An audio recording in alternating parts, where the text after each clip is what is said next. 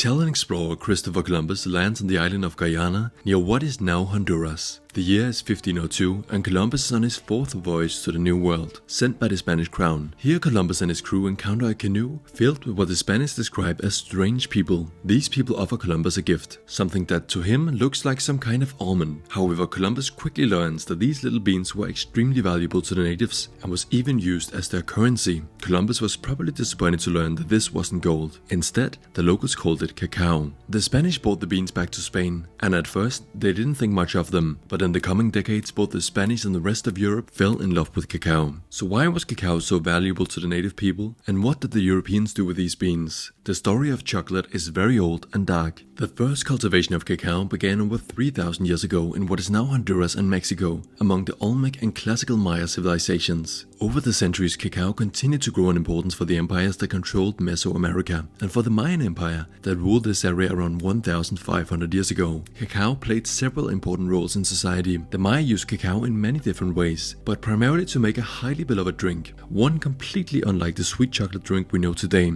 They brewed cacao beans into a bitter, spicy and strong chocolate drink. They then added spices like chili and pepper, and to create a foamy texture, they poured the drink from one vessel high above another. The Maya believed cacao was truly a gift from the gods, and that it had magical power and could give them wisdom. They drank the chocolate drink during religious ceremonies, gave it to people about to be sacrificed, and even sacrificed cacao beans themselves to the gods. Cacao was used as medicine to treat fevers, heart problems, and even hemorrhages, and was even used as an aphrodisiac. Cacao beans also played an important role in the economy, diplomacy, and warfare. The beans were used as currency in trade, as payment for soldiers, and at one point, 1 bean could buy a tamale, and 100 beans could buy a turkey. Chocolate drinks were also served at important feasts and ceremonies that formed political alliances among the elite. It was so valuable that tribes fought wars over the best cacao-producing lands. Therefore, cacao beans were often kept in safes alongside gold and precious stone. In the 14th century, the Aztec Empire took over a large part of what is now Mexico. They wanted to control the trade of cacao and used both war and diplomacy to gain access to the richest cacao-producing regions. It's even said that the Aztec ruler Montezuma loved chocolate drinks so much that he drank dozens of cups a day.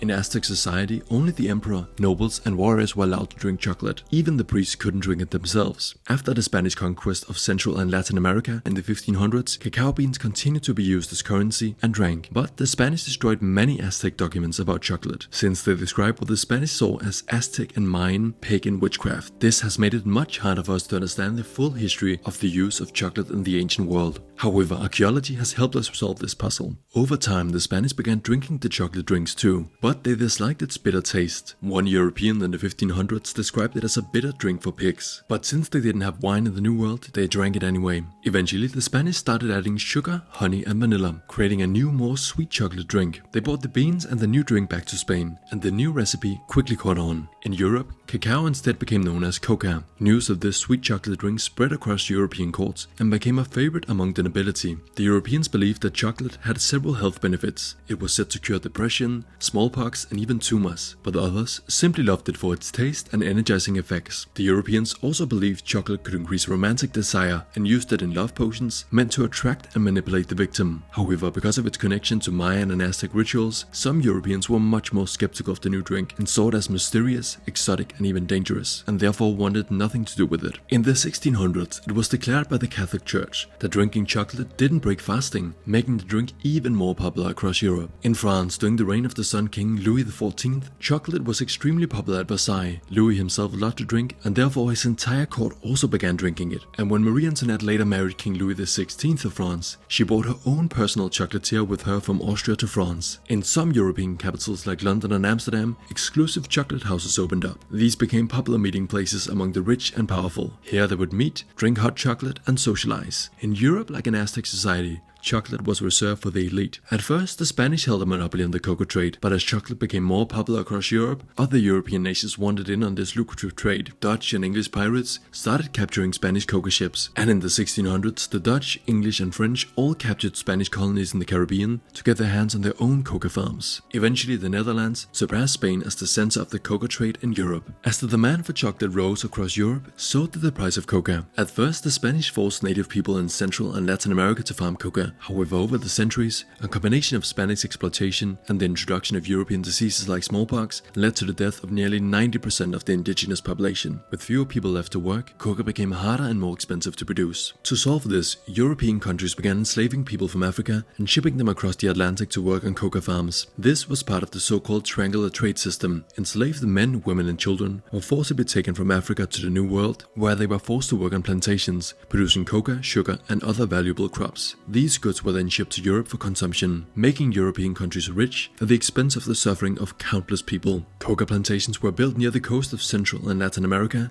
to make unloading enslaved people easier. Over 200 years, above 12 million Africans were captured and transported under this brutal system. However, opposition of this system eventually grew in Europe and the New World, and slavery was officially abolished throughout the Western world in the 1800s. However, this turned out to have little effect on the close connection between coca and forced labor. From its very first meeting with the Western world, coca has had a close connection with forced labor. In the 1800s, coca cultivation was introduced to Africa. The continent quickly became and still is the world's leading cacao producer. Despite the official abolition of slavery, through legal loopholes and government inaction, forced and slave labor continued to be used to farm coca even far into the 1900s. Workers now instead signed contracts, locking them into years of labor, and were paid very small wages. However, the working conditions continued to be cruel. At the same time, American, British and other Western consumers benefited greatly from the cheap coca produced here. While all this happened, the demand for more coca only continued to rise in the West. In the 1700s and 1800s, the industrialization brought new revolutionary inventions that changed how chocolate was consumed. For thousands of years, coca beans have been grounded by hand, but brand new steam-powered machines made mass production of chocolate possible. Chocolate could now be produced much more quickly and cheaply. At the same time, chocolate was no longer simply a drink. A Dutch inventor figured out how to make coca powder and solid chocolate, and shortly after, the first chocolate bar was sold in the mid-1800s. There were soon hundreds of different chocolate products to buy, and as workers also began earning better wages, even the working class could now enjoy chocolate. Chocolate was no longer simply for the rich and powerful. As consumption rose and rose over the decades, one thing stayed the same. Coca was often grown under inhumane conditions, with forced labor, sometimes involving children, in Africa, Latin America and Asia, and the products were primarily eaten in wealthy countries in the West.